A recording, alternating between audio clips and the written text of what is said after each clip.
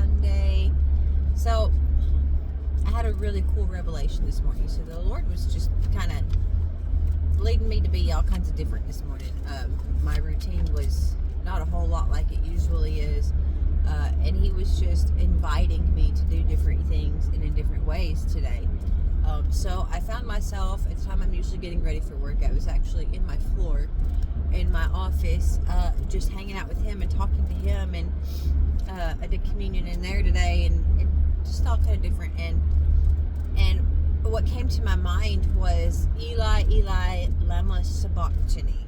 I don't think I'm saying that exactly right, but I don't speak that language. So, but what it means is, my God, why have you forsaken me? So this is a quote from Psalm 22, and it's in Matthew 27:46, and I think it was Mark something. It's in two of the four Gospels. And it's in what it is Jesus. He's not only quoting the Old Testament, which is just one of the thousands of references of Jesus in the Old Testament that we're given that just proves the Bible and proves the truth of what is in the Bible. Anyway, that's not what we're talking about though. But there it is. What it is Jesus saying to God the Father, like, where are you? Why have you left me?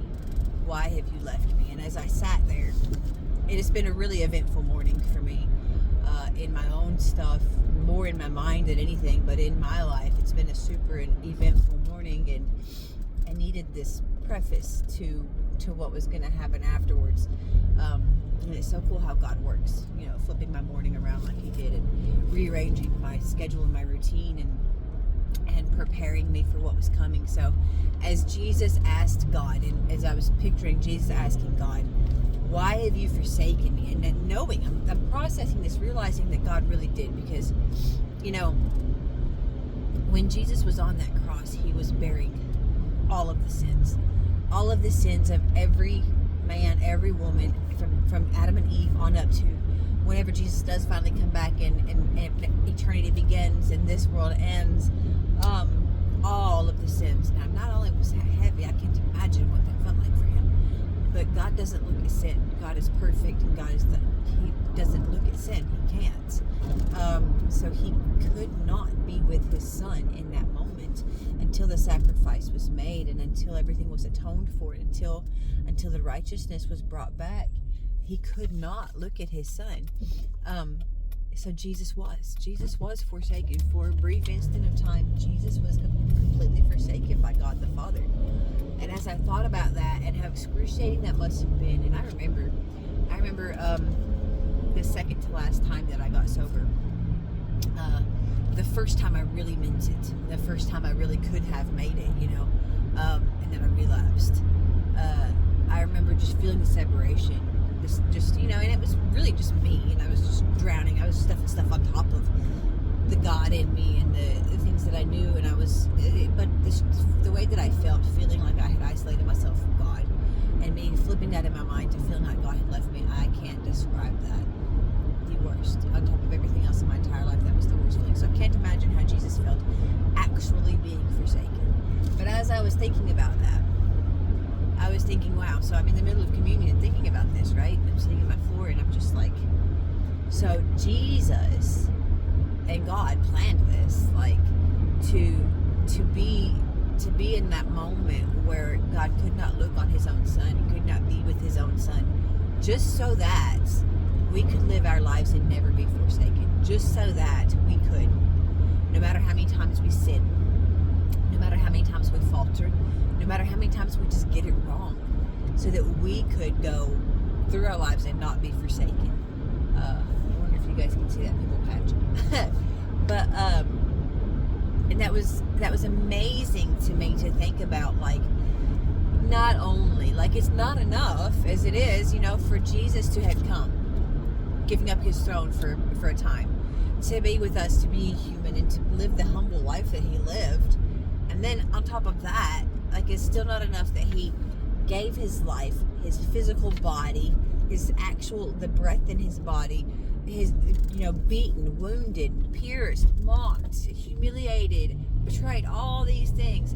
But on top of that, he endured separation from the Father that he had never been away from, ever.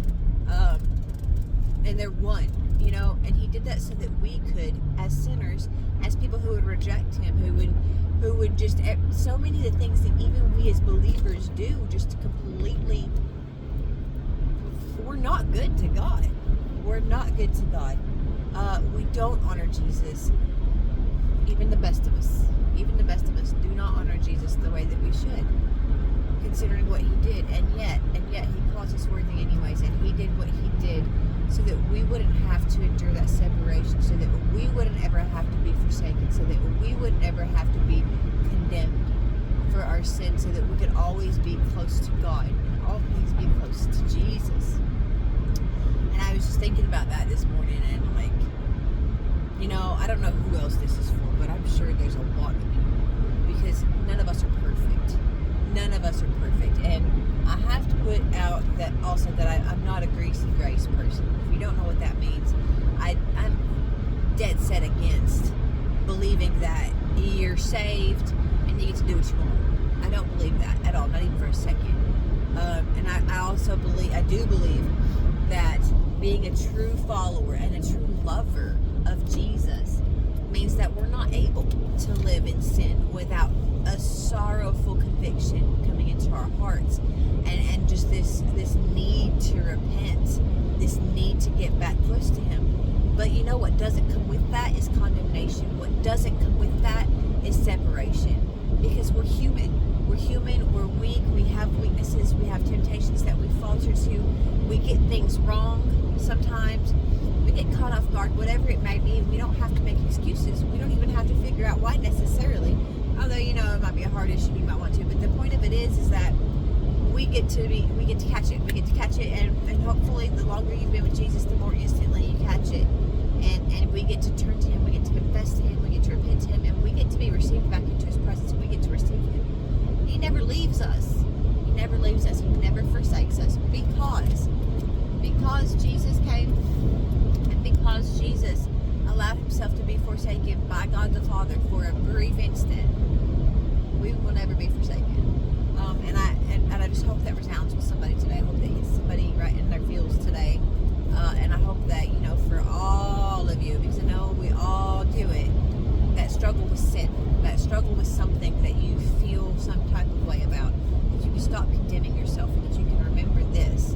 Remember that he doesn't forsake you no matter what, and that he's always with you, and that he's always there to pick you up, dust you back off, and send you on the way that he already sent you on. So you guys have a wonderful day, and enjoy the rest